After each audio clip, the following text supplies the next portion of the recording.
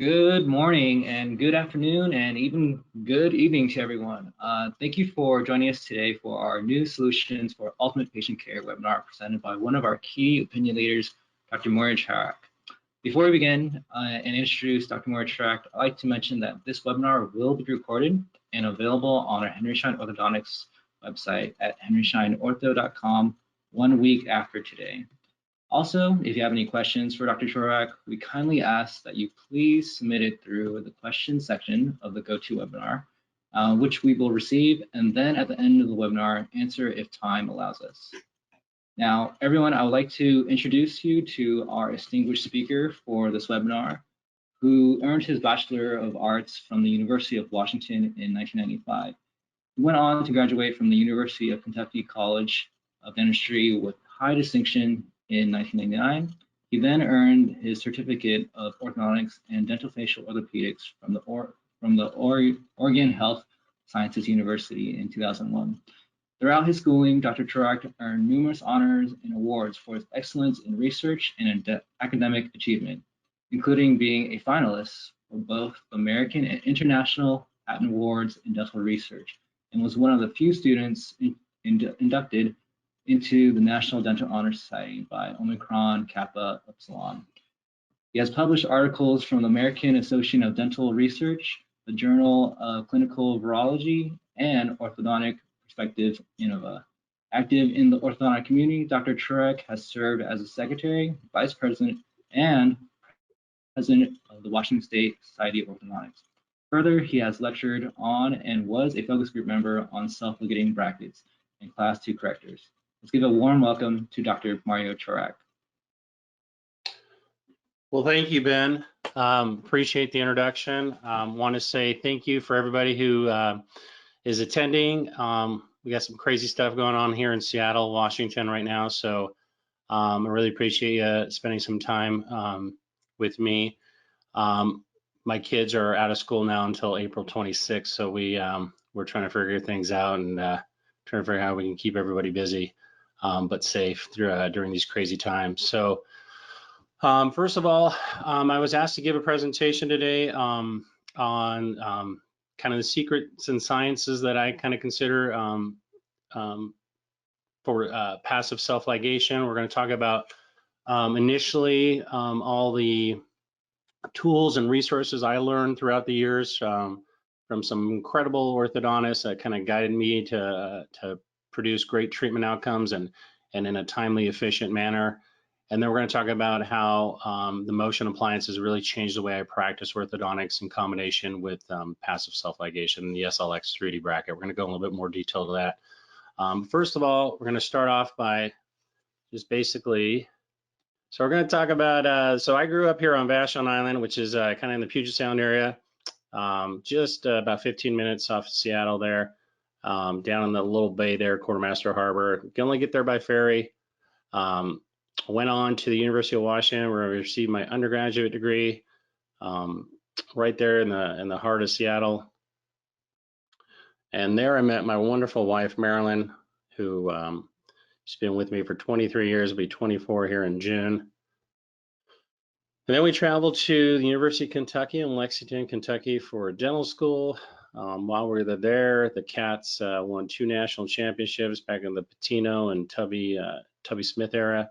So yeah, if you love college basketball, unfortunately with the NCAA's being canceled, I was really getting geared up to watch some basketball here in the next couple of weeks. But great experience there, great school, learned a lot, got me inspired to go into orthodontics. We had a great second year class there that really kind of inspired me to go into ortho. I came back and I did my ortho training, like Ben said, at Oregon Health Sciences. We called it the dental school up on the hill. It's no longer there. I actually built a brand new dental school down by the Willamette River there. And they have a tram now that take you up to the medical institute up here on the hill. But great experience there, very highly clinical experience there at OHSU. Loved my time there, really enjoyed the faculty and my classmates that were there. But this is where I practice. I practice 2 little suburbs outside of Seattle. You know, don't come to Seattle now. Apparently, I think they might do a self-quarantine of of the state of Washington here. I think that might be what we might be hearing here shortly later this afternoon. But when all this is done, come up here to Seattle. August and September are usually the months when you're usually going to experience the most sun. So, but great city. We got Mount Rainier in the background there. At nighttime, we have amazing, basically cityscapes of the city skyline here. That's the Space Needle in the distance to the left there.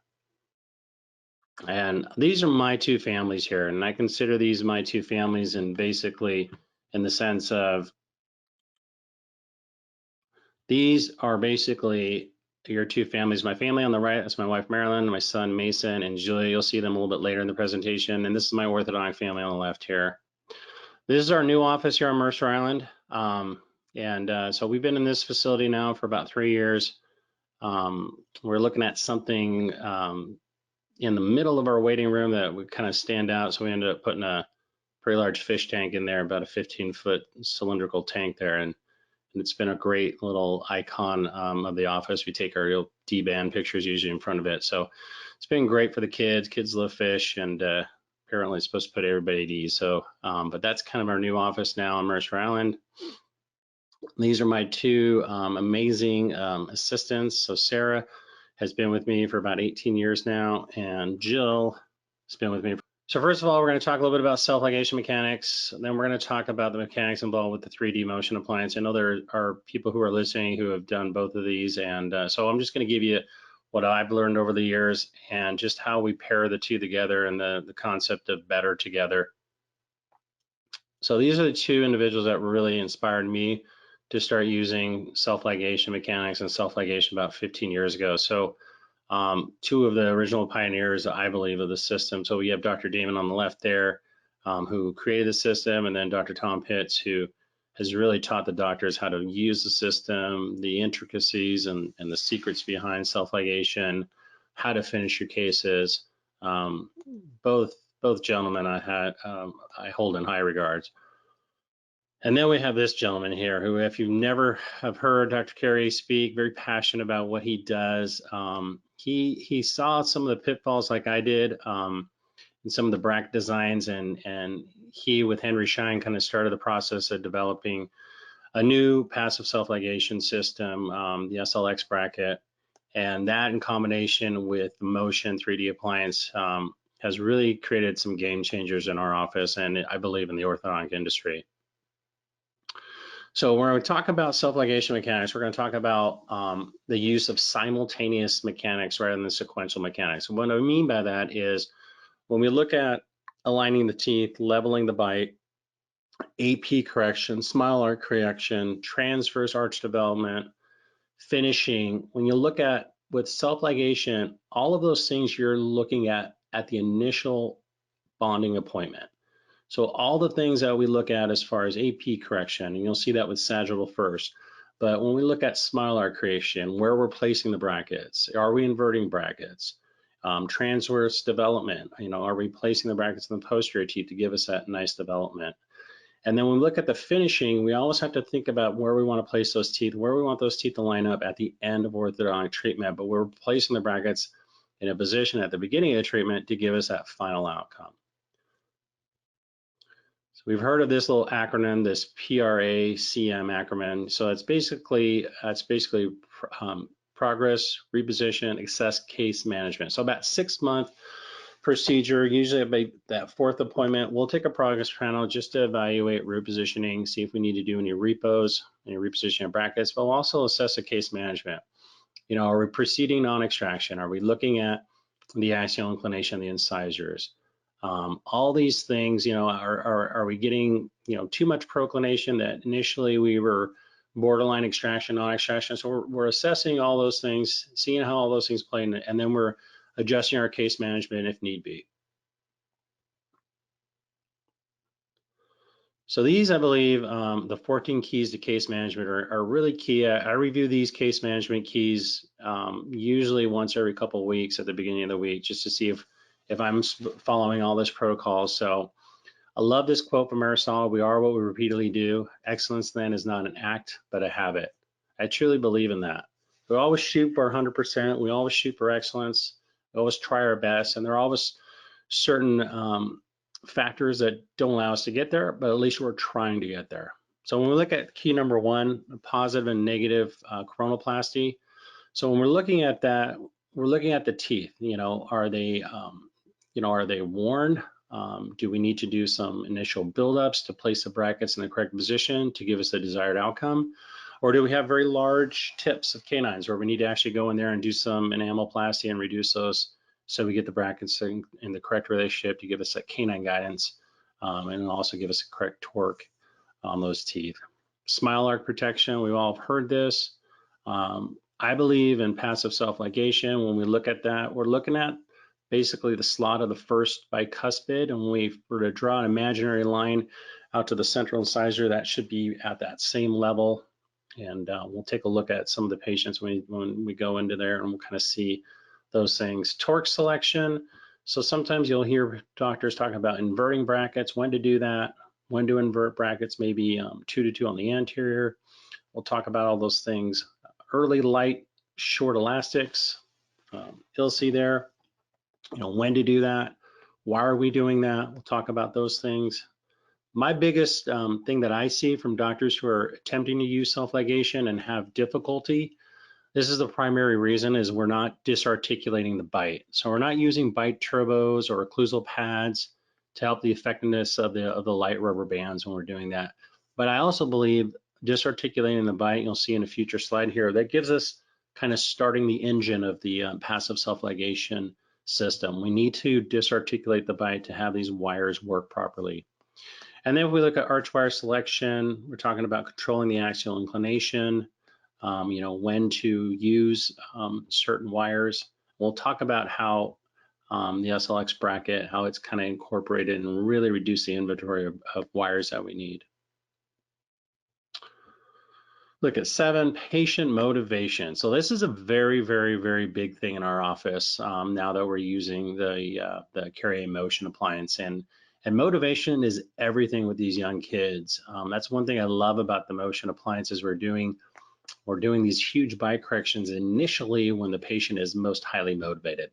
And really, really we're becoming cheerleaders in our practice where we bring pictures up, we show the kids and the adults as well, where they started, where they are now, show them progress, just to keep them involved and to keep them motivated. And we all know that certain people can have certain habits, tongue habits, sleep disorders, finger biting, all these things, thumb sucking, finger habits. So we always want to diagnose those properly when we're doing our exams. Like we talked about before, number 9, repositioning brackets after a progress panel. Like we talked about, assess the case management.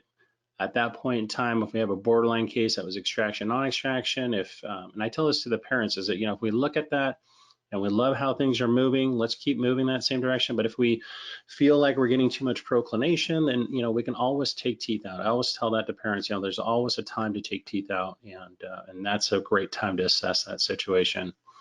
Arch width adjustments, so for crossbite correction, a lot of times when we get into our finishing wires, what we call our M3 wires with the SLX 3D bracket, we might have to do a little bit of expansion to the upper wire, or maybe a little bit of constriction to the lower wire. So we're assessing, how the case started, what we're doing to finish these things. So we're looking at those arch wire coordinations very, very carefully. Overcorrection, and just like we were taught in residency, when we start overcorrecting with our elastics, we want to also overcorrect with the motion. It's very important with any type of elastic wearing appliance that we do overcorrect, because we're going to get a little bit of bounce, and we'll show you those cases, just how much overcorrection we like to get in our office. CR to CO shifts, make sure that the patient's in the right bite. We always evaluate that before we remove our motion appliance, just have them relax their chin, relax their jaw, and we'll just check that to make sure we're not getting a slide. Microaesthetics, I think this is one of the most important things when we're getting close to debonding the case. We want to make sure that not only the hard and soft tissue, but we want to make sure that the embrasures, the connectors, the chips, the dings is what I call them, that we smooth those out. We really produce not only great alignment of teeth and a great occlusion of teeth. We also want to make sure they look nice as well. So we do a lot of that in our office. We'll do a lot of gingival recontouring. Usually if it's a gingival recontouring, I'll wait maybe a few months after the tissue has kind of self-healed, and then we'll reassess. Tooth size refinement, I think this is very important too. And if we're not doing it as orthodontists, the general dentist will. Checking the occlusal adjustments. We have marking paper towards the end of treatment. We'll have them slide into excursion movements, and then we'll adjust. We'll do a little equilibration just to get their bite dialed in there. So that's kind of the 14 keys there to case management. Now we're going to talk a little bit just on bracket placement principles. We're going to go through these things very quickly, but I want to just it's very important when we look at the anatomy of the teeth that we're placing the brackets in the correct relationship to get the outcomes we want. So when we look at the facial axis of the clinical crown, we're going to look at FA point. Everybody's heard that kind of point before. Maxillary bracket position, mandibular bracket position, bracket placement principles, and talk a little bit about disarticulating the bite. And I'll show you the rubber bands that I use.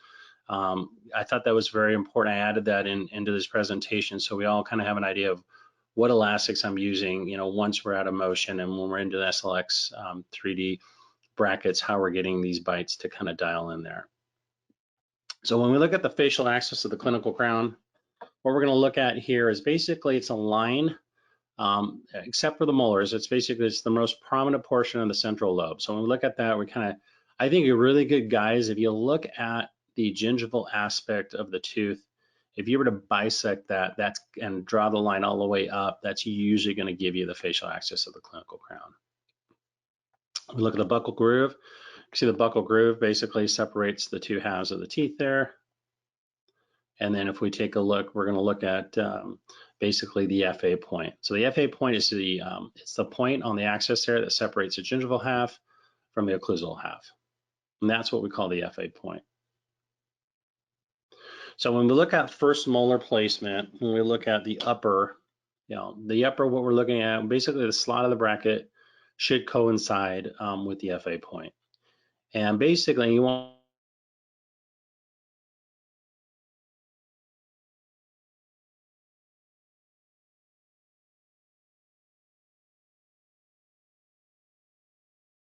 an equal amount of the mesial and distal cusp showing when you're doing that. And that usually will get you in the right orientation. You look at the very, very point of that gingival embrasure. That's a really good line when you're bonding to take a look, make sure the slot is even with that. And that's what I usually will use as another marker. If we look at the second molar, we want to make sure that's just a little bit more occlusally oriented, just so we don't get any hyper occlusion in the posterior there. The only time I ever will bond it a little bit more gingerly if the second molar hasn't fully erupted.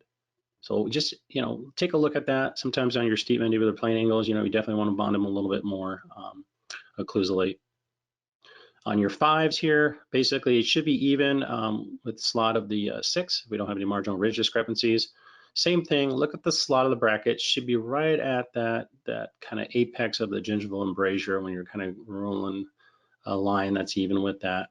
One thing about your upper 5s is just remember that the facial axis of the clinical crown is usually positioned a little bit more mesially. So I have a lot of people when I see bonding, usually the 5, when they put the 5 on, it's not bonded enough mesially to help with that rotation and making sure that it's in the proper place. And then when we look at the 4, we want to see a little bit more of the occlusal half of the clinical crown. So you kind of take a look, it's even with the 5, but you can kind of see we see a little bit more of the occlusal surface of the 4 than we do of the 5. And that's usually a perfect placement of the upper maxillary posterior teeth. Here, if we take a look at this slide here to the right, you can kind of see we're seeing more of the clinical crown on the 5 than the 4. So you see we actually have an open bite developing there. So that's improper placement. So you can kind of see the difference there. The diagram shows a really well placement of the on the left-hand side there, second bite, first bite. So we just always want to make sure when we're looking at those things that we should see a little bit more of the clinical crown, the occlusal portion there on the 4 than the 5. Mandibular bracket placement is a little bit different. So if we have ideal overbite, basically when we're looking here, you get the slot of the bracket going right through the FA point. Everything usually lines up pretty nicely there. Same thing in the incisor area, normal overbite. We want the slots there right at the FA point. Basically, if there's no enamel attrition, basically you should see an equal amount of the base of the bracket to the incisal edge. Same thing on the canines there. So basically, when we take a look at smile arc protection, so when we're looking at this, when we're looking at the occlusal plane, usually gives us a pretty nice smile arc. So if you can kind of take a look at it, like I mentioned before, if you're drawing a line through the slot of the upper four, as you're going more towards the anterior part of the mouth, that line is going to basically give you an idea of where that central incisor bracket, the slot of that central incisor bracket should be. So when we're looking at that, you just basically want the upper laterals to be basically, I like to go about 0.5 millimeter less than the centrals, and then the laterals about the same as the canines there. So that's usually what I usually like to do, but everybody varies a little bit here and there. And we got to look at the anatomy of the teeth as well. But from a central standpoint, that's usually what we'll do is we'll kind of figure out where that lies, we'll measure it, and then we'll go 0.5 millimeter less on the lateral, and then either, and usually that will be probably about the same as the canine there. So we've seen some of these things, the green zone, basically. So if you're to measure, let's say you determine that the maxillary central should be at a 6, then we go 5.5 for the lateral, and like I said, 5.5 for the cuspid. So at least way back in the day, when I was taught orthodontics about almost 20 years ago, we were told to fix these deep bites, you would position the upper incisor brackets more incisally. Well, yeah, you would fix your overbite for sure, but it would bury the upper incisor up under the lip. And what we're seeing now is that we would age those patients pretty dramatically. So we want to kind of create a workflow, basically trying to create where we're going to place the upper incisor bracket, and basically that desired the maxillary incisor position. So when we look at ideal maxillary incisor display, so when the patient's showing, we're showing the ideal gingival display, the ideal maxillary incisor display. We basically want to position the upper and lower incisor brackets ideally, okay, incisal gingivally. Position the lower incisors more incisally if we have a deep bite, and gingivally on an open bite. So we're going to basically kind of keep the upper incisors where we want them in the ideal position, but we're going to really address the lower arch when it comes to deep bites, open bites, and all these things. So excessive maxillary gingival display, though, that would be the one position where you actually would bond the upper incisor brackets more incisally. So that's the one case where you actually would do something like that. Insufficient maxillary incisor display, obviously we're going to position the upper incisor brackets more gingivally. We want to show more display. And then basically on the lower, we just want to position them in a way that's going to idealize the overbite. Flat reverse smile arc, very similar situation. We're going to position more gingivally, and then we go 0.5 millimeter less on the laterals, and same thing on the canines. So here's an example basically for a patient who has a very deep overbite, and we take a look at the lower arch here. So we're going to bond the posterior brackets more gingivally, and then we're going to bond the incisor brackets and canine brackets a little bit more incisally. So you're taking the curve of SPE out of the lower arch by positioning the brackets in the correct position. And then when you put a straight wire in, we're going to get intrusion of the incisors and some extrusion in the posterior segments there. So same thing for basically an open bite tendency. We're going to bracket the brackets above the FA point in the posterior and below the FA point in the anterior. So similar situation, we're going to get some extrusion in the anterior segment, some intrusion in the posterior segment. So this is one of the things that I love looking at. I love this slide here because it explains basically why sometimes passive self-ligation mechanics don't work. And really the biggest reason why it doesn't work is we're not doing this very simple step where we call disarticulating the bite. So my assistants know that in our office, even if they're not occluding on the lower brackets, I do some form of disarticulation in our office. So everybody gets some form of disarticulation because I want to get these light wires, these wires that work in a range of 120 to 180 grams.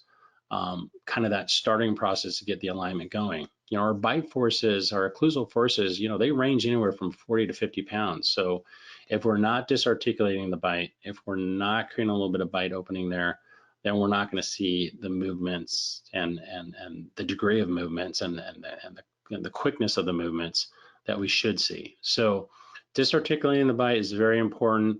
What we do in our office when we first get started, even if it's a deep overbite case, we will actually bond occlusal pads in the posterior on the usually on the lower sixes or the upper sixes initially, and then we'll start moving the disarticulation more anteriorly. So sometimes we'll move them on the canines, sometimes you'll see some on the centrals and some of the cases that we'll be showing. But it's really about disarticulating the bite and really learning how to use these light elastics to your advantage. So speaking of elastics, we're going to talk about the elastics we use in our office. So I use a couple of these elastics, it's 1/4 inch 4 ounce and a 1/4 inch 6 ounce. I use those for my shorty elastics in the posterior. So if after the case is done and we have a little bit of a lateral open bite due to the molar pads, we've taken these things off and we're going to start some light elastics. So we're going to start doing some posterior eruption, and so if they have a little class 2 component, we'll go from the upper 4s to the lower 6s. Vice versa, if they have a class 3 component, we'll go lower 4s, upper 6s. That's how I usually like to run them. And I'll usually start off with an Elliott. I used to use a Pete elastic, which was a 3/16 2 ounce. I just feel like it's easier for the kids to hook these guys up. You know, it's not necessarily we're wearing these things full time as well. Sometimes we will prescribe it full time just to get that posterior segment established. The Fred elastic there, the heavy elastic 1/4 inch, I'll use that for a cross arch elastic. So if we have a upper 6 to lower 6 cross bite tendency or cross bite relationship, we'll disarticulate the bite in the posterior using molar pads, and I'll have them wear like a sidekick or a Kaplan hook from the palate of the upper 6 to the buckle of the lower 6 to get those bites to jump. This elastic, this 5/16 2 ounce elastic, I like using this elastic after the patient has gone through motion appliance. If they're class 3, we'll hook it up from the lower 3 to the upper 6. I'll usually have them wear this thing just at nighttime, just to tether the response. I don't want to lose any of the correction, or if I've overcorrected, I don't want to lose any of the overcorrection. So we'll do that. We'll instruct them to wear it just at night if necessary. These other 2 elastics, a little heavier, so the 5/16 4 ounce and the 5/16 6 ounce. So a lot of times when we're entering into our M2 wire or 20/20 copper night tie or 19x25 copper night tie, or the M3 wire, the 19x25 beta, we'll use these elastics to finish the case up, whether we have a class 2 or a class 3 component. A lot of times I'll use the Louis elastics, the medium size and the rectangular night tie wires. We usually won't go into the Roger until we're into the finishing wires, the M3, the beta titanium wires. And then here we got bummer elastics. So we're going to take a look at these guys and the bills. I don't very rarely use bummer anymore in my office. I don't feel like I need to anymore now that we've incorporated the Carriere Motion appliance, but I have it if in case I need it. Bill elastic, I really like this elastic for our aligner cases. So this is a 3/16 4 ounces, a really nice elastic. It gives you that enough of that force level, but it won't dislodge the aligner. So it's a really good one that we've been using in our office. So now that we've gone over kind of what the armamentarium that we use, and we've talked about disarticulating bites and elastics and bracket positioning and all those things, I'm going to show you some examples. And I just wanted to show you some of the things that we do in our office and how we go about constructing these cases. So when we look at that first image on the left there, we see, well, what I was taught is we look at the incisor that is the most displaced, whether it's gingivally or facially. And what we're looking at there is we're basically determining, is the lower incisor in a good axial inclination, or do we need to guard against proclining the lower incisor? So You can do it two ways. You can just go in there and open lightly with a light open coil spring, and we'll do that on an 014 and 015 wire initially. Half a bracket, not more than a half a bracket activation, and just start creating some space. So if you had teeth that were a little bit retroclined, little incisors that were retroclining, you were doing this, then I don't think you have to do what I'm going to show you here in the next slide. But what we ended up doing is we proclined a little bit of those lower incisors just by going in there and doing some light open coil spring. But you can kind of see the health of the tissue with self-ligation. You know, we don't have to round trip teeth anymore. Here's another example of controlling axial inclination. So we take a look at the upper incisors here. We've got some retroclined upper incisors. You know, we construct the case, we're making sure we guard against over proclining, but we want to get those teeth a little bit upright. So bracket positioning is key on these cases. If we take a look at here, note the overbite correction, but also note that we didn't correct the overbite by placing the upper brackets more incisally. So we still have it where we want, and we're still getting overbite correction, because you'll see here in a second, we actually bracketed the lower incisors more incisally, and we disarticulated the bite, and we have the patient wearing some light elastics to get the posterior to erupt. So we take a look at that upper. If we look at the upper four, we'd look at the slot there, or draw a line straight across. You can kind of see that is even with the slot of the central incisor. And then the lateral and the canines are positioned accordingly to give us that nice smile arc. It's just a progression here, spike correction. So here's another case here. So in this case, we actually did open up space for that blocked out lateral. And you can see sometimes we'll even ligate the wire. This is a little bit larger wire, but sometimes we'll even do this on an 015, where we'll actually just take a lace tie and ligate the wire, not into the slot of the bracket, but just around the bracket. And that gives us a little tether as well, so we don't overly procline the lower incisors. Same thing here, you know, we're guarding against axial inclination. This patient here has a blocked out canine, so we're working on just creating space, retain primary C there on that upper right.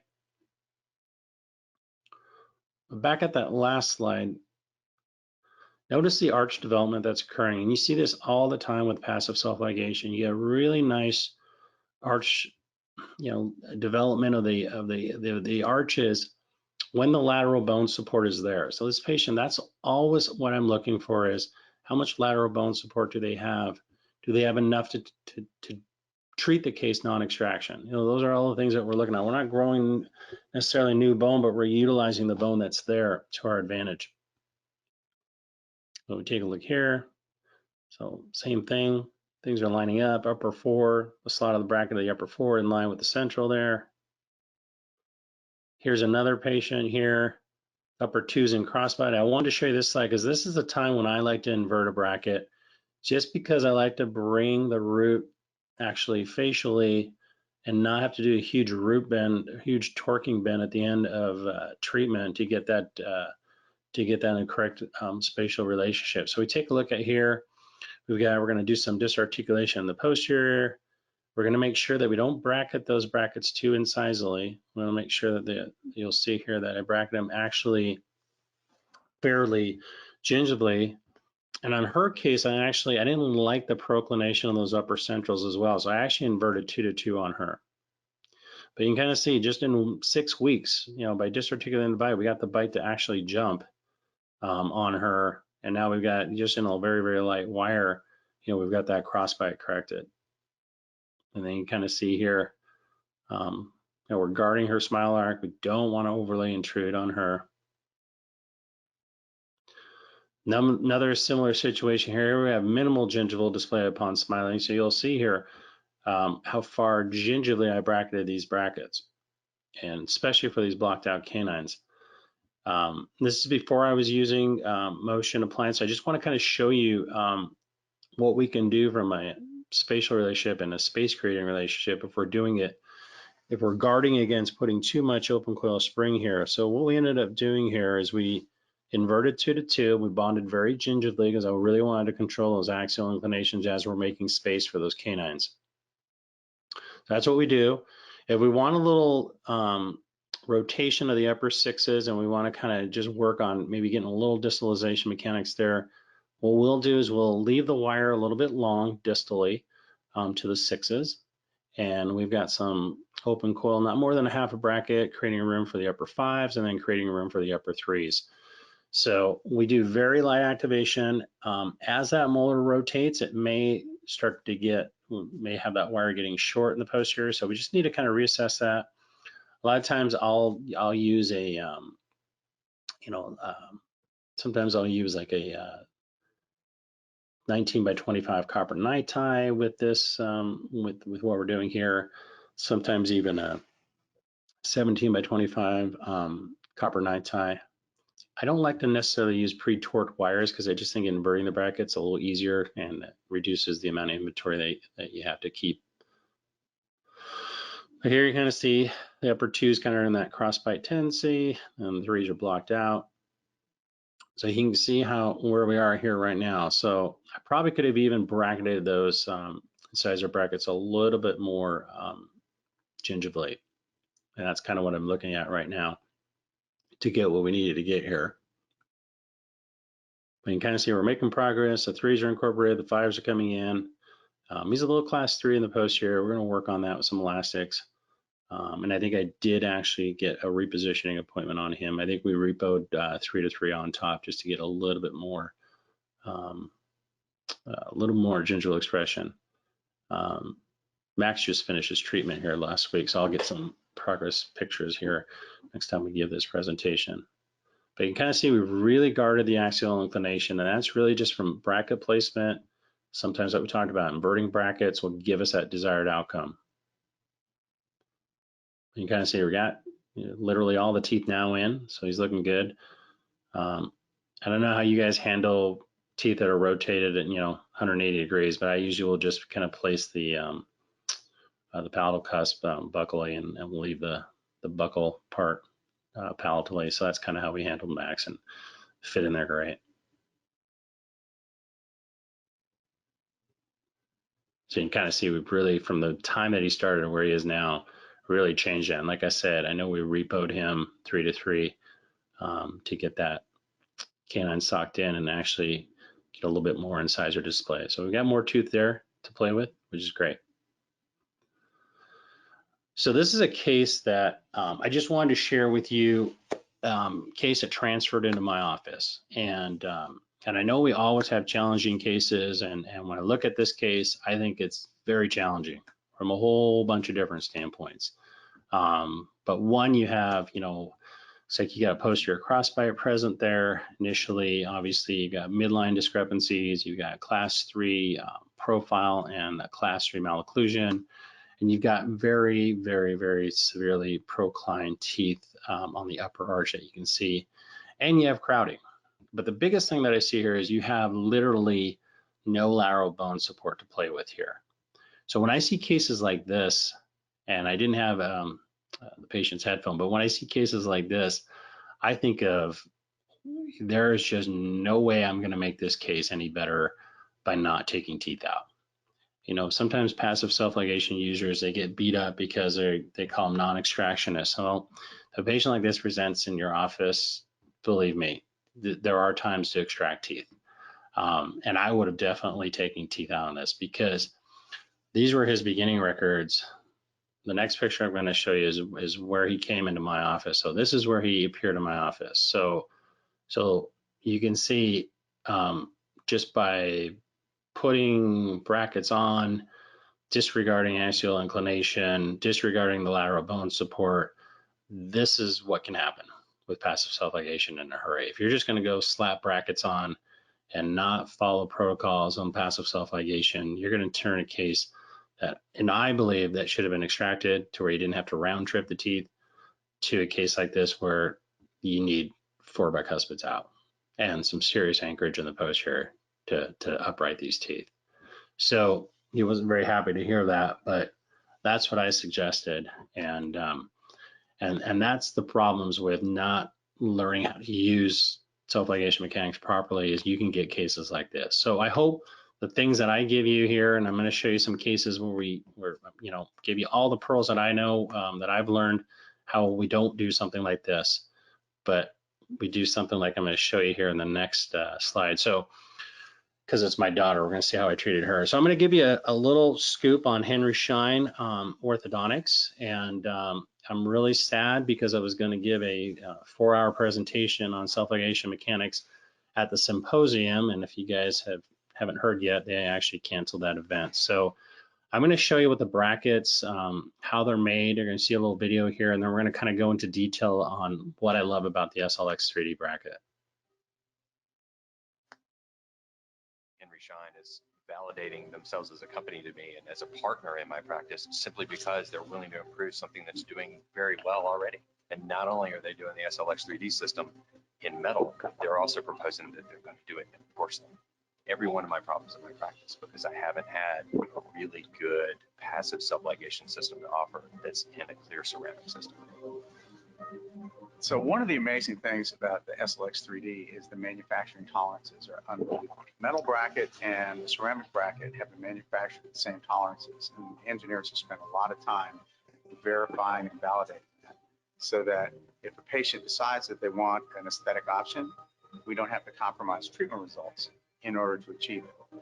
We were looking for a simple way to open the bracket, a method in which the patient would feel least amount of force as we were opening and closing the bracket. We have integrated easy twist technology that with a simple twist of a tool, the bracket will propel to the open position. The heart of the patented technology of the SLX 3D is the 2 microsprings that are contained within the bracket. These springs interact with the bracket, creating a very consistent and repeatable open and close force. The clinicians gets a very positive feedback from the bracket when it is either opened or closed using this technology. It's a bracket that will be able to fulfill the demand of those patients that are asking for aesthetic treatment. But at the same time, we will be able to make it shorter, easier, and with high precision. To me, the SLX 3D is the culmination of efforts of a number of different people. I'm not talking just about the Team Schein members. I'm also talking about the clinicians from around the world, leading orthodontists that have experience with new product development. And we have assembled this team of employees, of clinicians, of engineers, unlike anybody has ever seen in the orthodontic industry. And it's a powerhouse team that comes together to deliver these fantastic treatment solutions for customers and for their patients.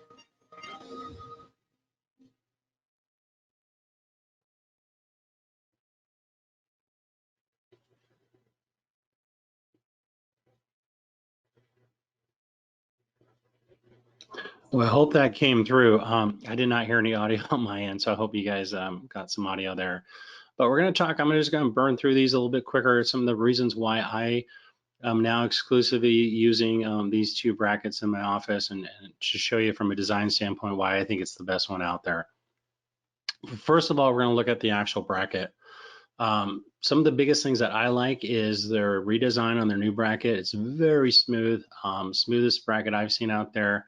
I love the fact that the actual door covers the entire bracket. So unlike competitors out there, you'll see that the door usually sometimes only covers 1/3 of the slot of the bracket, but these doors actually cover the entire bracket. Love the easy twist tool. They have redesigned it, so I'll show you the redesigned instrument here, which is amazing. You're not going to have initially when the clear brackets came out, sometimes we were getting some breakage, but we have not gone any with this new tool. So I'm going to show you some of the things. The hooks are great. They're integrated with the bracket. They're fairly smooth. They're not big or bulky or pokey. So we'll talk a little bit about that as well. But like we talked about, the full mesial distal coverage there, it really, really helps you get those rotations out, allows for the alignment of the teeth to occur very, very fast. And then it keeps the rotations held corrected. So that's one thing I love about it. Here you can see a bracket on the left, which is basically covering maybe 1/3 to 2/3 versus the one on the right, which is the SLX Clear, covering the entire face of the bracket. The one thing about passive self-ligation, and I think Henry Schein hit a home run with this, is they have two size specific brackets because every tooth isn't the same mesial distal width. So when we look at the centrals and the cuspids on top, they're a little bit wider than the laterals on the upper, and then the bicuspids have kind of a medium width. So the nice thing about that is you get teeth that basically line up quicker. You get ideal in and out rotations corrected, and you get torque expression that really holds and treats out very nicely. So we don't really have to bend a lot of wire anymore due to the, like we talked about, the torque values, the in-out dimensions, the thickness, and the slot depth. So when we go through the progression of the wires and we talk about the M-series wires, you'll see that most of these wires are specifically designed with this bracket in mind. So we talked about the smoothness of the bracket. Let's talk about the profile of the bracket. So the clear and the metal are designed exactly the same in the sense of the overall appearance of the bracket. And when you take a look, it's literally from what I've seen, it's the lowest profile self-ligating bracket on the market. And that's so important from breakage, from comfort to the patient. But we really have seen hardly any breakage from a D-band standpoint with these brackets. We talk about some of the things with the base. So we have basically the micro etch pylons for the metal, and then we have the mushroom pylons for the clear. My girls say it's the easiest ceramic bracket that they've had to remove in the office as far as the clear goes. But we have when we talk about the guardrails. So when you see that on the brackets there, when you put the adhesive on, you press on the tooth. Most of the adhesive actually goes mesial-distally instead of incisal-gingivally, so we don't have a lot of flash that's left at the gingival margin or at the occlusal there. So fits great, comes off very nicely.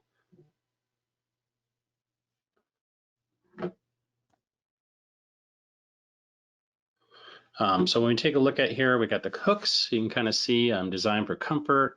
Comes actually off the bracket, so it doesn't go very high. So it's curled as well, so you get really nice comfort from the patients, and I usually talk about that. And this is the one thing I really like. They got away from the paint lines, which is fine.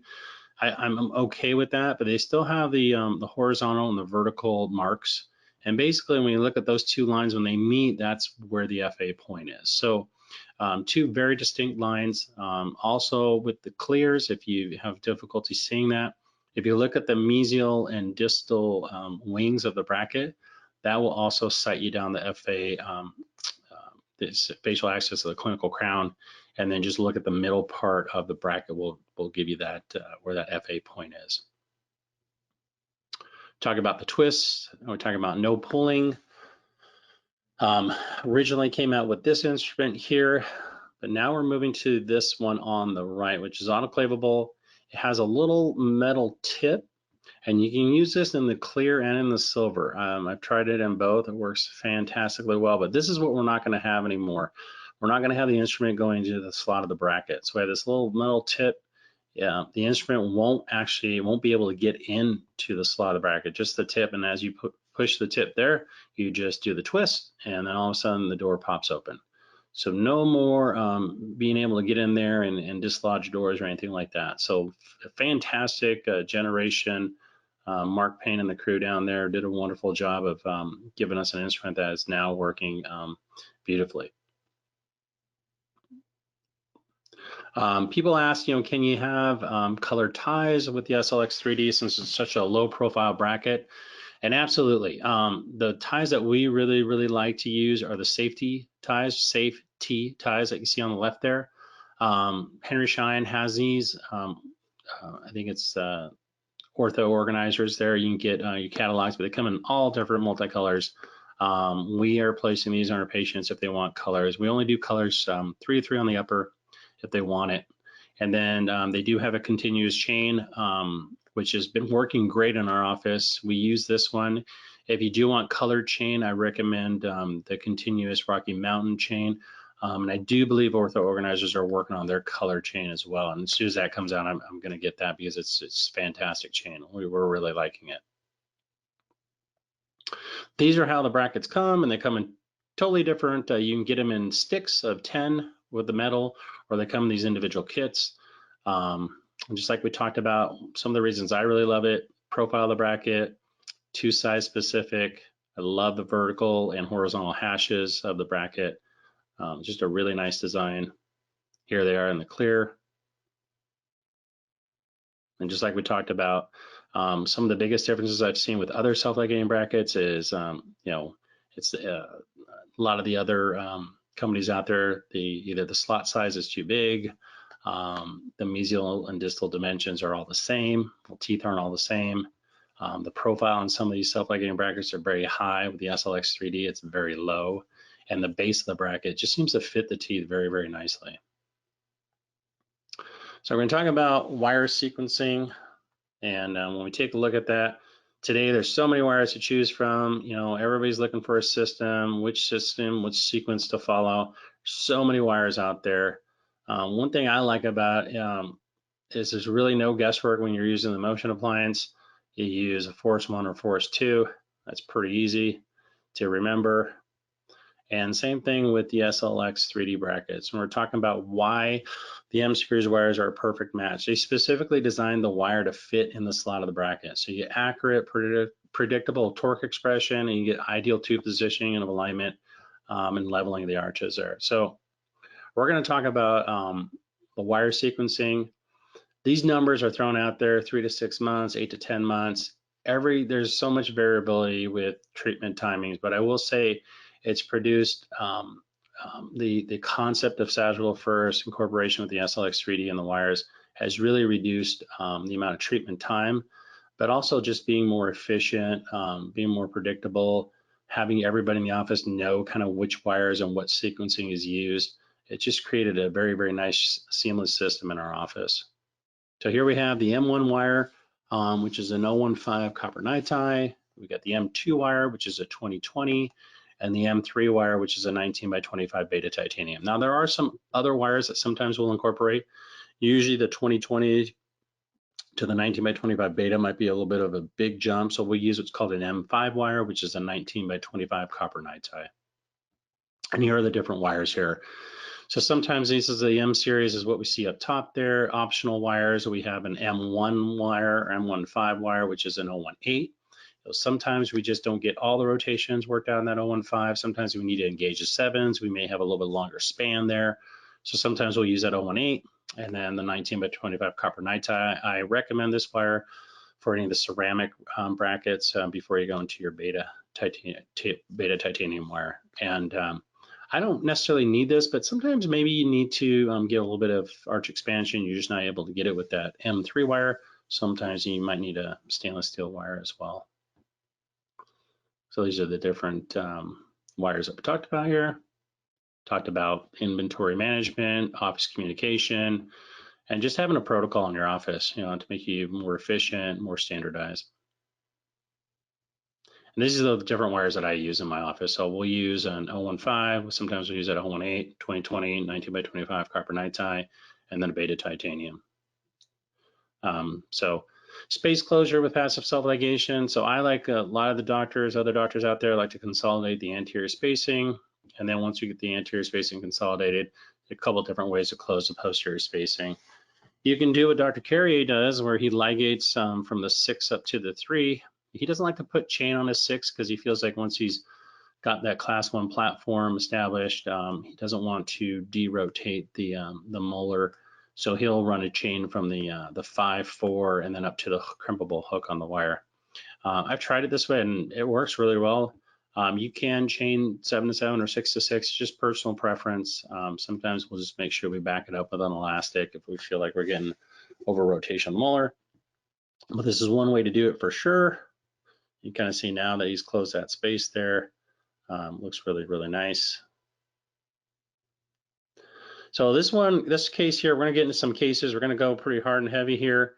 I hope some of the mechanics, I want to spend some time on the mechanics because I think it's really important. Anybody can show you well-treated cases and show you their best cases. I wanted to really kind of dive into the mechanics, talk about what's important when we disarticulate a bite, elastics, why do we use light elastics, all those things. I really wanted to dive into those things and case management stuff. But now we're getting into cases here. So this little girl I hold dear to my heart. This is my daughter Julia, and this is of course it's always your kid. You know, it's just one of your most challenging cases. But Julia came to my office at 10. She was eating a Subway sandwich, and we noticed that there was what we thought was bread at her gum margin, but it was actually her canine. So she loves having me tell this story. But so basically, I brought her in for an exam immediately, and we looked up there. Obviously, upper canines are blocked out pretty severely, as well as the lower. So we started thinking about doing possibly some self-ligation mechanics to start working on opening up some space for those canines. So just like we talked about on Max's case, what I did on Julia, I call it a self-ligation gainer. You've heard of other, people call it other things, but we inverted upper 2 to 2 brackets on her, and I put brackets on the 6s, and we did very light open coil springs from the 2s to the 6s and started moving those molars distally, consolidating the anterior spacing, and that's kind of what we did on Julia, upper and lower. And this is where we got in 12 months. So, we started creating space for the canines. We still are blocked out on top, kind of controlling that axial inclination. So that's why we inverted the brackets. And like I said, we're moving very, very slowly. 9 months later, you can kind of see one canine starting to poke through, the other one's still blocked out. But the lower arch, we made everything in the lower, and the one thing that Julia had going for her is she had amazing lateral bone support. So we talk about that, always looking at the lateral bone, the extent of the lateral bone support. I always pay attention to that, determining how much crowding we have, how much proclination we have, and determining, do we need to extract or not extract. So those are really the things that I'm looking at. With Julia, I saw that we had plenty of lateral bone support, and but still tough. I mean, that upper left, I gotta really work hard to get that sucker in. So, but here she is, pretty much class 1 canine, right and left, class 1 molar. So here she is. So we got her in there, little decal on upper right 3. Yeah, we all have those patients, even our own kids. So, but we got her in there 13 months later. One thing I always note about self-ligation, and I look at cases a year out, 2 years out, is Julia still has lateral bone support, and we're able to fit everything in there. But one thing that I always notice with the cases is the health of the gingival tissue. When we're using these light forces, we're really just not overly exerting a heavy force on the tooth to get it to move. And Julia is a prime example of that. Here she is. Look at the gingival health, class 1 molar and canine, socked in there, no recession. I gave this same talk and same presentation on Julia to a periodontist who literally thought we're going to have to graft the lower right canine. And so I said, well, if we need to graft it, great. But I still think, didn't warrant taking 4 teeth out on this girl. So here she is here. So you see no root resorption, teeth are nicely uprighted. Everything's, relatively good balance, facial balance. Those are the things that we want to look at too. So here she is 2 years later following ortho treatment. You'll see it's got a beautiful, nice, full smile there. Kind of see, nothing's moved, everything looks really good alignment wise. Gingival health, you kind of see here in the buccal segments, everything looks really, really nice on her 2 years out of treatment. So just going to recap here. So here she was, 3 months for her phase 2 treatment. Take a look at the gingival health. Here she is 1 year out. Didn't have this picture, but here she is 1 year out. And then we take a look at her 2 years out. Bites settle in there nicely. So protocol that I use in my office, we do a bonded 2 to 2 on top, lower 3 to 3, bonded just to the canines. And then we do that at the day of debond. After that, I usually will see the patient back in a week. We'll take impressions or scan for SX retainers, and then we'll see the patient back in 2 weeks. And that I like to do that because we can get a little bit of settling that occurs before we have to put these patients in SX retainers. First 2 months in my office, we have the patient wear it 2/3 of the day. So I don't have them wear it outside the house.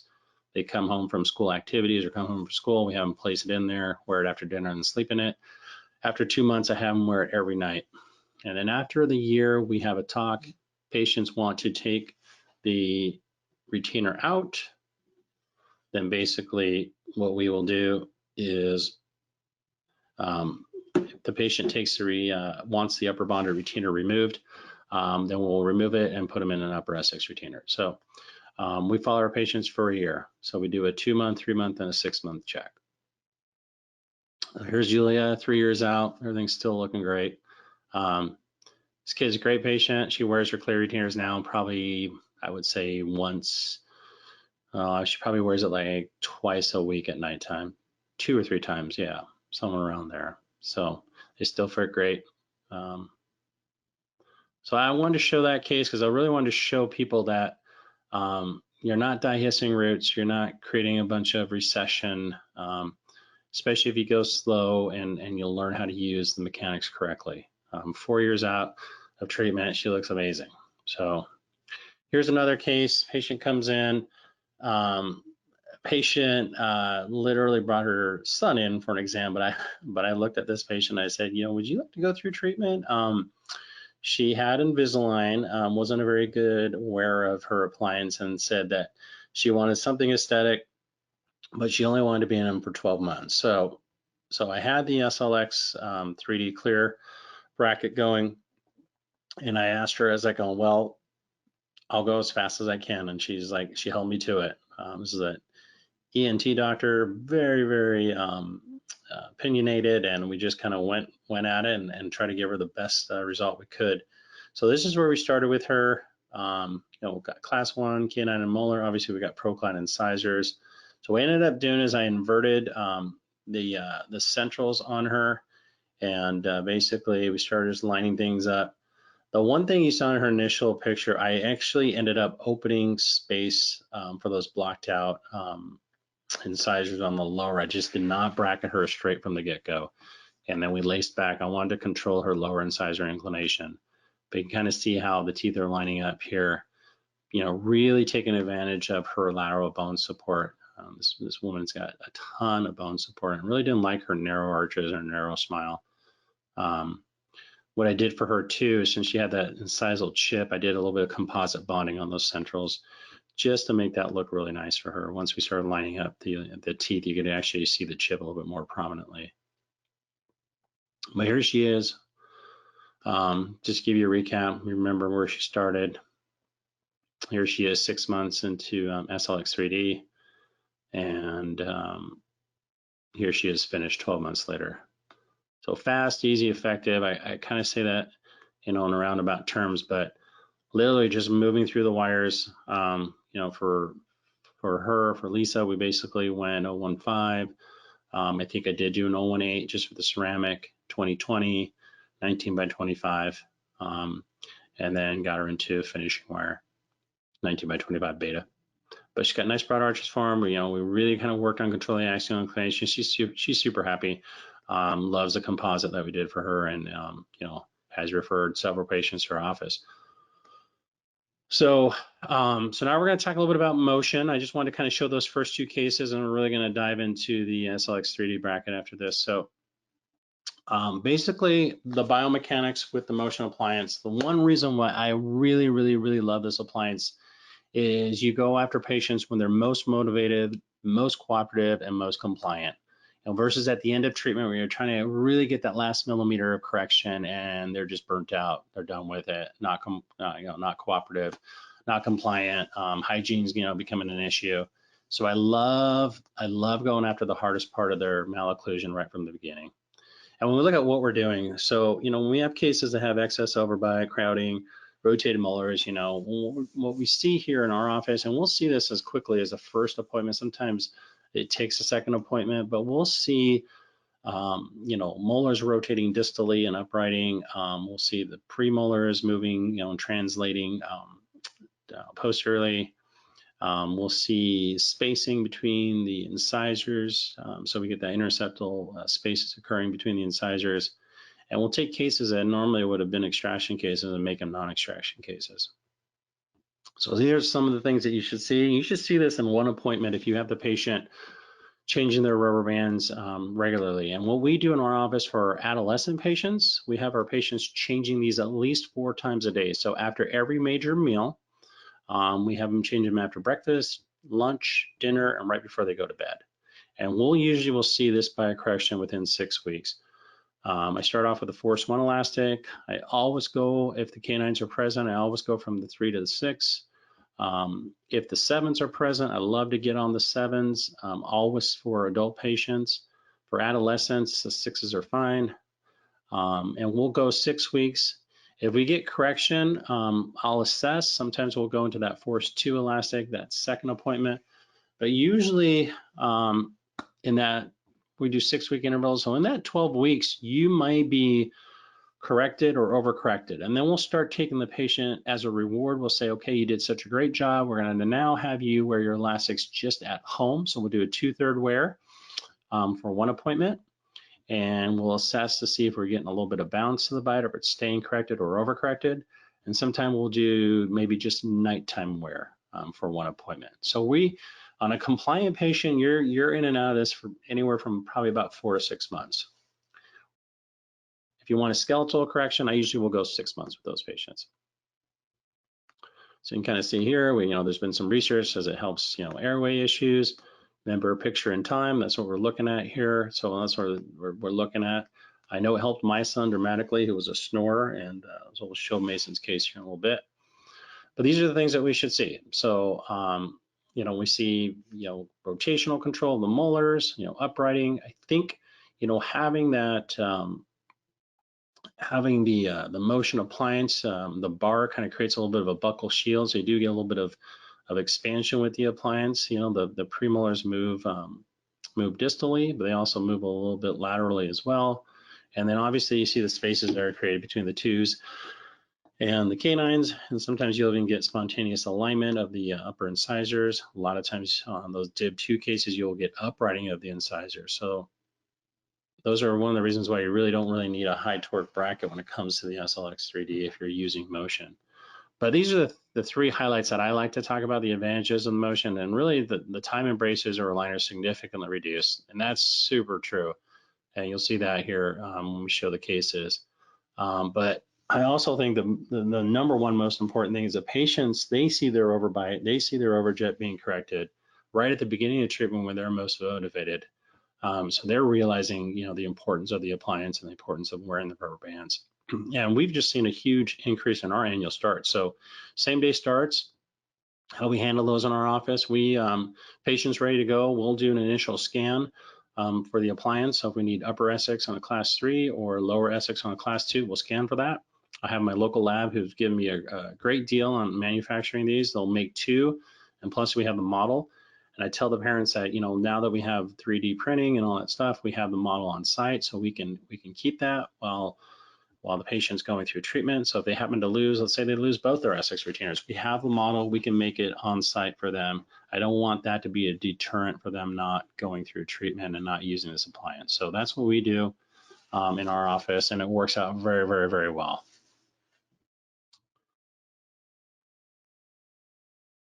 I'm gonna burn through this video. So we're gonna show some patients now that basically that I've used where we use the motion appliance initially, and then we moved into SLX 3D brackets. So when we take a look here, so we got Jackson here, obviously, class 2, we've got some anterior crowding there, deep overbite, lower midlines off to the right by 2 millimeters, and then we got a pretty substantial amount of crowding there. So this is what I'm talking about as far as overcorrection. So this is basically the day that we bond the brackets. I wanted to show bracket placement with this picture, but I also wanted to show you how much overcorrection you can get with this appliance. So you remember where Jackson was initially, that's how much crowding we have, that's how much crowding we have now. So we've gotten some spontaneous alignment. Obviously this kid did a wonderful job and, overcorrected dramatically. I like my overcorrection where I like to go with the appliances. I want the upper canine, I want the cusp tip of the upper canine touching the lower first bicuspid. That's kind of what we're looking at here. So you accomplish that in 5 months. So here we are, 4 months of SLX brackets. So we can kind of see we're starting to, you overcorrect a little bit of posturing there. We've got them on a light elastic now, like a 5/16 4 ounce class 3 elastic being worn at night. So I'm just starting to tether that occlusion back. And here we are. So 1 year of total treatment, SLX brackets for 6 months here. He's doing a good job here. Now we're gonna just work on that anterior occlusion. I think I did a little repositioning here at this appointment. Yeah, and here we are right here, just finishing things up, getting that posterior occlusion socked in. So he's been in treatment now for 17 months. I think we just got his finishing wire here, and he's just about done. This is a whole different animal here. So when we look at Sierra here, we can kind of see we've got that canine that's severely blocked out on that upper left side, class 2 molar end on both sides. So what I did here is we did a standardize motion on the right, and we did a shorty on the left. For shorties, I basically will do a shorty anytime a canine is displaced too far gingivally, too far palatally, or too far facially. So there is a need for a shorty, but if the canine is in a pretty good position, I like to always go after the canine. I think it gives you a better vector and it gives you a better bite correction as well. So here she is, 6 months of treatment. So look at the space we created on this girl here. So we got, now we're gonna go and basically construct her. I'm gonna stay off the 2 and I'm going to go after the 3. So here we are, 6 months of treatment. She's got beautiful, beautiful bite correction here going on. And here she is. So patient's been in overall treatment for 12 months, so 6 months of motion, 5 to 6 months of the SLX 3D here. Now you can kind of see here, now that we've got the canine into that class 1 platform on both sides, patient still has the upper right E present, but now we've got space to bring that lateral forward, and you kind of see I inverted the bracket. So I wanted to show you this case because I just took pictures on her just this week. And I wanted to show you how fast his tooth came forward. So literally we went from here. I took pictures because I wanted to get an idea of show you how just creating space around the E created the 5 to come in as well. But here she is here. So here she is. So 8 months of SLX 3D brackets here. I mean, note the bite correction, note the gingival health that has occurred, but look at how the laterals come forward very nicely. So we just moved into a 20/20 on her today, or this last appointment when I took these pictures. So, but positive profile changes, note the alignment, the occlusion that's established here, note the health of the patient there, the gingival health that's occurred. Here's another one here. So here we got a class 2 div 1. Look at the overcorrection that we've established here. Look at the bracket positioning. So sometimes you'll get if the patient's really wearing this well, they'll give you a little bit of a reverse smile arc. So you just gotta make sure you bracket for it correctly, because you'll go from here she is, she was in her Carriere for 4 months. I mean, here she is, so 9 months of total treatment, 5 months of SLX, and you can kind of see the bites just socked in there nicely. And then here we have a class 2 div 2, second opinion. Patient was told she needed a MARA. I said we had a different appliance. So patient just did exactly what we asked her to do, lower Essex. We bonded from the 3 to the 6 here, but look at her profile. Look how retroclined those upper incisors are. Here she is, 6 months into treatment. Look at the profile change. Look at the uprighting that's occurred on those upper incisors and the space creation. And then here we are here, just 6 weeks into treatment, just lining the incisors up here. So we put an 015 in there, took it all the way, I believe, to the 7s on her. But look at the profile changes that we're getting here with Alyssa. And here we are, 12 months treatment now, 6 months of SLX 3D. You can kind of see just how things are lining up. The alignment looks great. Now we're going to work a little bit on, so initially I had molar pads on the 6s. Now we're going to move them up. I think we're going to place these on the canines here. You'll see a picture. So when I do that and we start working on the vertical part of her bite, that's when we're going to use those little shorty elastics from the 4s to the 6s and start working on closing that posterior bite up. And you'll see that here in the next picture. So here we are. We've got We've got bite turbos on the upper threes. You kind of see now we've got that posterior occlusion socked in right and left. And then I believe at this appointment we took off the bite turbos, and then I think we got her into her M5 wire 19 by 25 copper. So she's just about done. But so we've been in treatment for overall 15 months, 9 months only in the SLX 3D brackets though. And look at the positive changes we've made for this girl, you know, on a non-grower too. I mean, it's just amazing when you start unlocking these bites, you start lining these teeth up, just the response you get. Here's little Miss Anna here. This is a case where I did a shorty on. Great case. People always ask, you know, do you correct the crossbite first? Do you do sagittal first? And this is a case where she was only in crossbite on that 6 on that upper right side. And what we did on her is we did a molar pad on the excuse me, on the upper 6, and then we had her in a lower S6, and I did a shorty from the 4 to the 6. But you can kind of see this is where we got her when we took her motion off. So you can see the canines are in. So you don't always have to expand to get the canines to erupt. You know, the patient's class 2, you know, using a shorty and a patient who's class 2 dentally and skeletal, using a shorty there can get the canines to erupt. And that's what happened here with Anna. So 8 months in, you can see the 3s have erupted, overbite correction, crossbite correction, and then just great profile change on her. Here she is now. So now 1 year of treatment, you can see we definitely got her out of crossbite on that side. And now we're going to work on, believe we kind of moved things on her. Same thing that we talked about. We're going to move those molar pads to the anterior, and then we're going to get her wearing a little box elastic, or like I said, a little shorty elastic from the 4 to the 6 to get that posterior to erupt. Another case here, we can kind of see a class 2 profile. 3s are blocked out. So, but the patient's class 2 molar and also class 2 profile. So I did a shorty here on Jasper. You can kind of see the overcorrection that we got here. Space creation for the canines. Everything's moving in great. Here he is. So 12 months total treatment, SLX 3D for 6. Same thing on Jasper. We're going to start moving things to the anterior. That's kind of what we have here. So you see the bite turbos on the upper 3s now, and same thing we talked about. We're going to work on a little light posterior elastic, and I usually will start it off full time, see how well they do. I explain to them they're changing that little posterior elastic 4 times a day. A lot of times they will get that posterior occlusion touching, and then we can reduce or eliminate the turbos in the anterior. But he's doing great. Hygiene isn't looking all that great, and we explained this to Dad, and Dad knows, and so we're on it. But you know, the nice thing is like, look at the profile change on him, look at the alignment, space creation that's occurred in such a short period of time.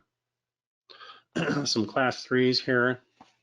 So Samantha case is pretty challenging because she's still in her mixed dentition, but she wasn't losing any teeth. So we knew we needed to do some. Her tissue was getting a little thin on those lower incisors. So we ended up constructing her upper arch, and I used a class 3 motion on the lower. And you will see when you use that class 3 motion, you will definitely change the occlusal plane, and you will definitely upright those lower canines, and they will get loose. You have to explain that to the patient, to the parent, so don't freak out. But that's really what you're changing, is you're changing the occlusal plane on these patients. Sometimes if you have a class 3 open bite, this is what's happening. You're getting those canines to move distally, to erupt. I usually will do the same thing on my class 3s as far as overcorrection goes. I like to have the lower 3 touching the upper 3, and that's usually the overcorrection that I like to get on these cases. Here she is. So we took that off, and now we're working on just lining things up on her. Canines are coming in. Second molars are erupting. Here she is finished. You know, it took 24 months, but that's because, you know, she didn't have all of her permanent teeth in. But she's fitting in there great. She came in for a 2-month check, bite settling in there nicely. Super happy. Parents are super happy. And then we're just going to monitor her growth, see how she's growing. Right now, overbite, overjet looks great. Here's another case. Just thinking outside the box, you have a patient who's congenitally missing that lower left 5, and obviously, you know, we've got a little bit of an open bite in the anterior there. But she's class 2, and that's what I was looking at. So with Rebecca, we ended up going with the Motion appliance initially. This is where she was. This is where when we got her out of her Motion appliance, and you can kind of see that open bite actually got a little worse. I'm not concerned, never ever concerned with self-ligation, because when we bracket her, we're going to bracket her in a way that's going to close things down. So here she is 4 months, and then here she is 3 months, 2 wire changes. Patient has now a positive overbite, class 1. You can see we're slipping a little bit on that left side, but we're going to capture that. She's got a wisdom tooth on that side, so we're going to use that. We're going to incorporate that. And then here she is right here, SLX treatment for 8 months now. Things are lining up great on her. She's just about done. Another class 3 patient here. We'll take a look at Sophia here. So we ended up doing, we constructed the upper arch, and then we did a class 3 on the lower.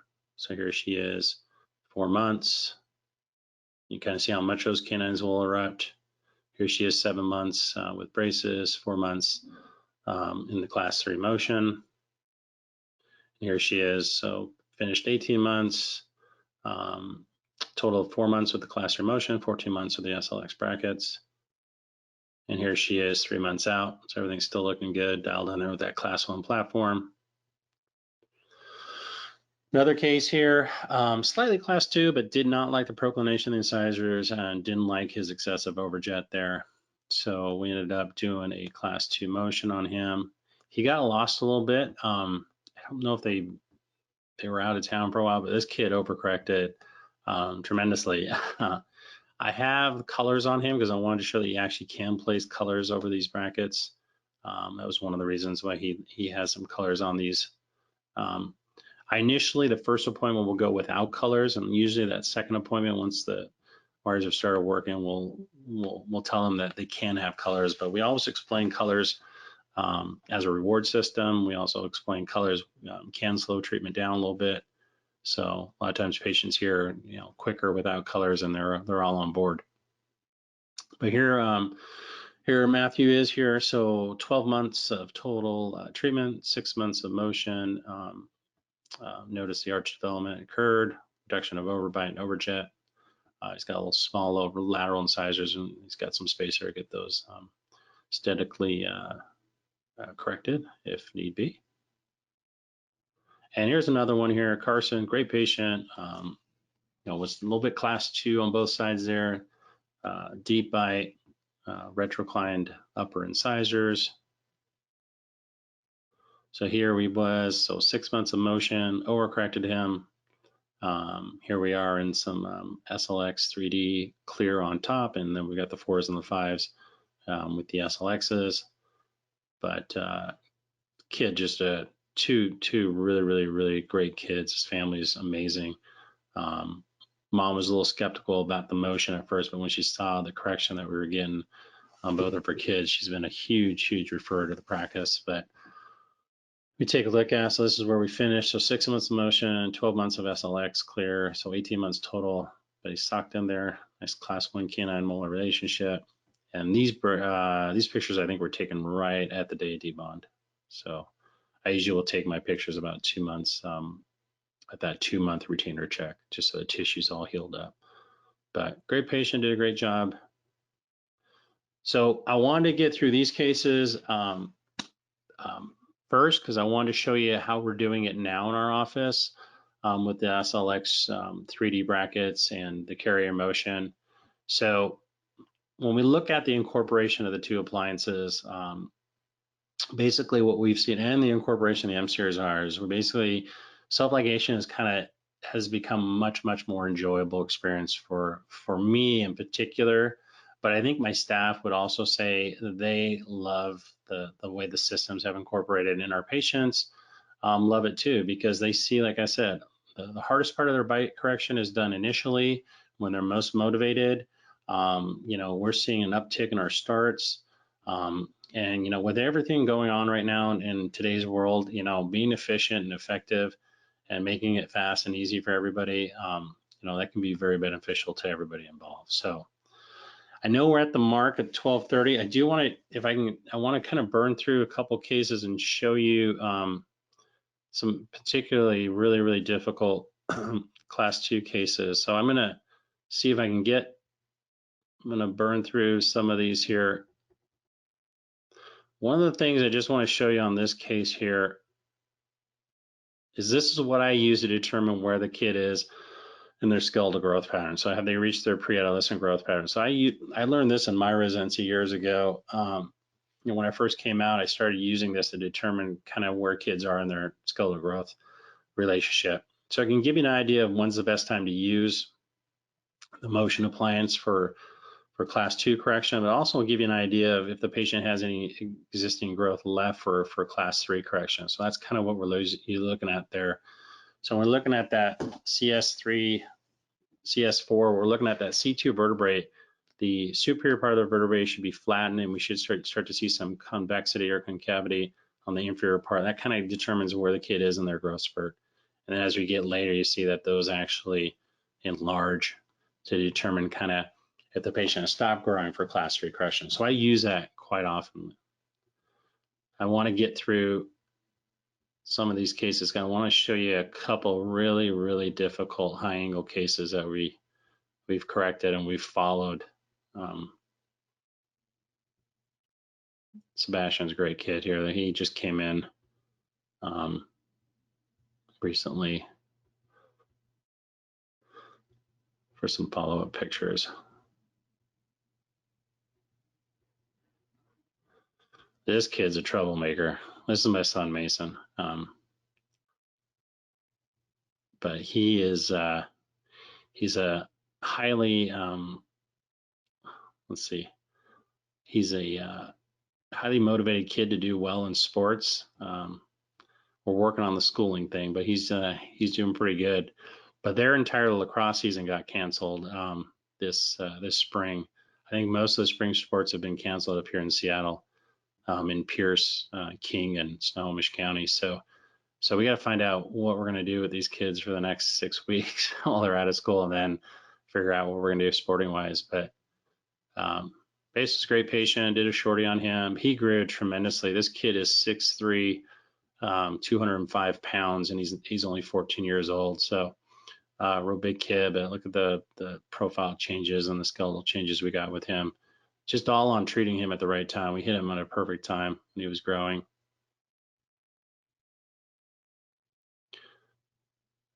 This is a case I want to get through. If we can just spend a few minutes here on this case. So this is a really interesting case just because of how difficult, but how motivated a child can get to getting where they want with this appliance. But Claire came into my office, second opinion. Another orthodontist wanted to take out 4 buys, and you'll see how crowded Claire was. I mean, it could definitely warrant 4-buy extraction, but mom was pretty adamant, did not want to have teeth out. And this is a case where the lower lingual holding arch was there. I was just getting started using motion, and I said, you know what, why don't we just use the holding arch? We'll see what happens. Normally I would use an SX retainer, but I used it on her, and I wanted to show you kind of what we got with her. So obviously severely crowded, severely proclined, and we've got class 2 molar relationship, end on, full cusp on that one side. But this is where we got with her in 5 months. So you can see the space creation we got with this girl. I actually did do it to the canine on both sides. May have not done that in today's time, but I did do it, and we got just amazing bite correction with her. If you look at the lower incisors, they stay relatively the same way. Lower 7s actually did erupt. But this is where she basically took that upper canine and you know, took it into almost a full step class 3 molar on that right side, and then on the left side, similar situation. So this kid wore it super well. So we take a look at before and after motion, before and after motion. We take a look at here and look at the overcorrection we got. Look at the spontaneous alignment of the upper incisor.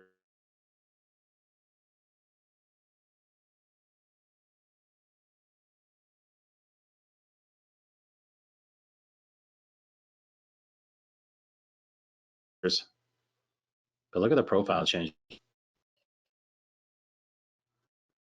going to kind of go through this. Let's talk about Claire was really good. Her mom was awesome. She was so excited that we were treating her non-extraction that she let us take all these pictures on her. So we just followed her throughout the whole process. So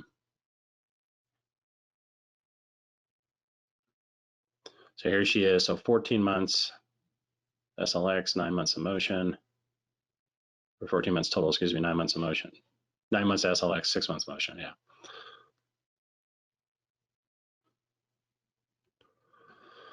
And for Claire, it was, you know, she had enough lateral bone support that I thought we could push the limits. We had enough space creation with the motion appliance that I thought we were doing a great service to her. But for me, it was her profile was the game changer for me. I just thought, you know, we had a patient that was still growing, taking advantage of that. That's for me was what I was looking at. So this is where we finished her. I believe she was about 20 months, 21 months of treatment. And it looks good. And then I want to show you, look at the profile change that we got on her though. Unbelievable. And that's really what you're doing with this appliance is you're literally changing the occlusal plane. And obviously we had some growth with her. We'll take a look at the Panorex, no root resorption. These pictures I just took on her recently. So these pictures that you're gonna see now, she's been out of treatment for 5 months. So we take a look at before and after. Here's the profile change. Here's the alignment, upper and lower. Here's the buccal segments. So just to recap, this is where she was post motion. This is where she finished 22 months. And here she is 6 months now, 6 months out of treatment. But look at the gingival health. That's the one thing that just blows me away is that her tissue almost looks better out of treatment 6 months than it looked when we first started her. So just a great case on a high angle case. I know sometimes those cases are challenging and scary, but believe me, they can be accomplished. So anyways, I know we're going a little bit over, but it's been a great hour and a half for me. I hope some of this is beneficial and helpful for everybody that was able to join the webinar today. Ben, any questions? There's just one question, so we'll just leave it at that. The one question that we have is there a specific tool for removing the brackets? For removing the brackets, so what my girls use is they use just a pin ligature cutter at the base of the bracket, and that's all we use, just whatever we would use with any other bracket to remove. I don't use a special tool. I mean, Henry Schein probably doesn't want me to tell you this, but we're able to sandblast the brackets and reuse them on rebond appointments. We don't have any issue with that. Sometimes even with the clear brackets. So. Okay. All right. Well, that's the end of our question section. Sorry for the ones that just came in. We will try to address them. If you can just send us an email, we'll also keep note of it. Yes. Hey, Ben, if anybody's still listening, since I didn't get to the end of the presentation, I'd like to give everybody my email address. It's toothTwist@comcast.net. So TOOTHTWIST@comcast.net. Okay, perfect. And I'd like to thank you very much, Dr. Chorak, for spending the time with us to be able to share your wisdom and insight on how you integrate the SLX 3D and Carriere Motion appliance to handle these very difficult Class 2 and Class 3 malocclusion cases. Really enjoyed your presentation and your insight. And for those who are listening, we do have other events where you can meet Dr. Chorak in person, or meet many of our KOLs in our calendar. So please just check us out on our website at henryscheinortho.com for a list of our events. And we thank you all for attending. Thank you.